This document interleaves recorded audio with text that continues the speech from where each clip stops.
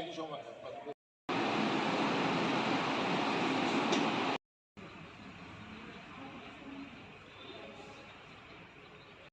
আমাদের হ্যাপাটাইটিস ফাউন্ডেশনে এবার 20 বছর।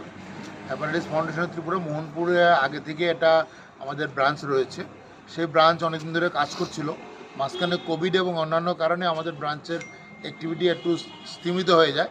আজকে আমরা আবার নতুন করে আমাদের সমস্ত যারা আজীবন সদস্য রয়েছেন তাদের সঙ্গে কথা বলে আলোচনা করে আমরা একটা নতুন কমিটি তৈরি করেছি এবং তার সঙ্গে আগামী দিনের আমাদের কাজকর্মের রূপরেখা সেগুলি আলোচনা করেছি এবং আগামী দিনে আমরা নতুনভাবে আবার অনেকগুলি স্বাস্থ্য বিষয়ক কর্মসূচি আমরা গ্রহণ করব। বিশেষ করে স্কুল কলেজে সচেতনতা, লিভার রোগ নিয়ে মানুষের মধ্যে আরও বেশি সচেতনতা এবং সবচেয়ে গুরুত্বপূর্ণ যেটা হলো ড্রাগের যে সমস্যা বা নেশার যে সমস্যা আমাদের রাজ্যে রয়েছে এবং রাজ্য সরকারের যে অন্যতম একটা গুরুত্বপূর্ণ পদক্ষেপ নেশামুক্ত ত্রিপুরা তৈরি করা, তার সঙ্গে হ্যাপাটাইটিস ফাউন্ডেশন জড়িত হতে চায়।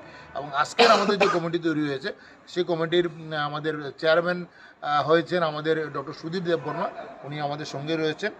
আর সম্পাদক হয়েছেন চন্দ্রকুমার শীল দাস, চন্দ্র কোথায় আছে, চন্দ্রকুমার শীল দাস, এবং ট্রেজারার হয়েছে রঞ্জন দেবনাথ। রঞ্জন দেবনাথ আমাদের এবার ট্রেজারার। এছাড়া আমাদের 11 জন একটা কমিটি তৈরি হয়েছে।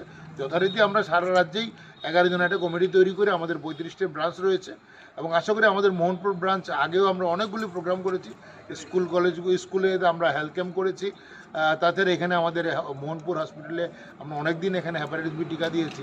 আগামী দিনে নতুন নতুন কর্মসূচি গ্রহণ করে মোহনপুরবাসীর যে ইচ্ছা সেটাকে আমরা পূরণ করতে পারবো, এটা আমাদের বিশ্বাস।